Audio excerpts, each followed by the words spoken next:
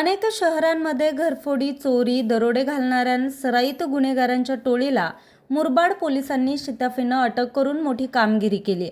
या प्रकरणात चोरीचा मुद्देमाल विकत घेणाऱ्या एका दुकानदाराला देखील पोलिसांनी ताब्यात घेतलं असून या कारवाईमुळे जवळपास 18 गुन्ह्यांचा उलगडा झालाय. अटक करण्यात आलेल्या आरोपींची नावे सुरेश चव्हाण वय वर्ष 41 राहणार मानपाडा डोंबिवली मूळ उत्तर प्रदेश, सद्दाम हुसेन जमालउद्दीन खान वय वर्ष 39 राहणार घाटकोपर मूळ उत्तर प्रदेश, भैया उर्फ पवन आर्या राहणार सायन कोळीवाडा, संजय रत्नेश कांबळे उर्फ सलीम कुबडा राहणार शिळफाटा खर्डी मूळ पुणे स्वारगेट, अब्दुल जमीर पठाण उर्फ टाकला धंदा सध्या राहणार मानखुर्द मुंबई.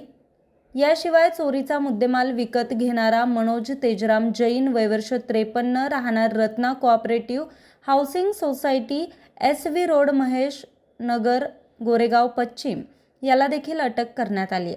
मोठ्या प्रमाणात मुद्देमाल जप्त करून पोलिसांनी आरोपींकडून 2,52,500 रुपये किमतीचा मुद्देमाल, त्याचबरोबर 9 तोळे वजनाचे सोन्याची लगड आणि 50,000 रुपये किमतीचा सोन्याची नाणी, गुन्ह्यात वापरलेली हुंदाई कंपनीची MH43R6117 क्रमांकाची कार असा एकूण 2,50,000 रुपये किमतीचा मुद्देमाल हस्तगत करण्यात आलाय.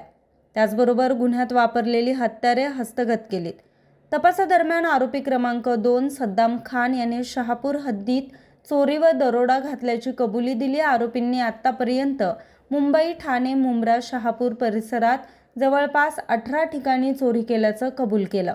डॉक्टर DS स्वामी यांच्या मार्गदर्शनाखाली आणि दादासाहेब एडके यांच्या नेतृत्वाखाली API संदीपान सोनावणे, पोलीस हवालदार नितीन घाग, राहुल गावडे, धनराज देवरे यांनी मुंबई, ठाणे, मुंब्रा परिसरात रात्रंदिवस तपास करून काटई कल्याण नाका येथे सापळा रचून या टोळीला अटक केली. या प्रकरणाचा पुढील तपास पोलीस हवालदार रामदास शिंदे हे करत आहे. न्यूज रिपोर्टर राजेश भांगे, आज 24 तास, ठाणे.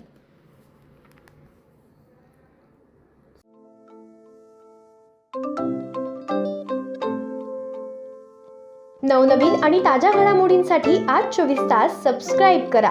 त्याचबरोबर बेल आयकॉनवर क्लिक करा आणि मिळवा आमच्या बातम्यांच्या नोटिफिकेशन्स. तसेच आज 24 तासची प्रत्येक बातमी आपल्याला कशी वाटली हे कळवा. लाईक करून, कमेंट करून आणि आमच्या बातम्या शेअर सुद्धा करा.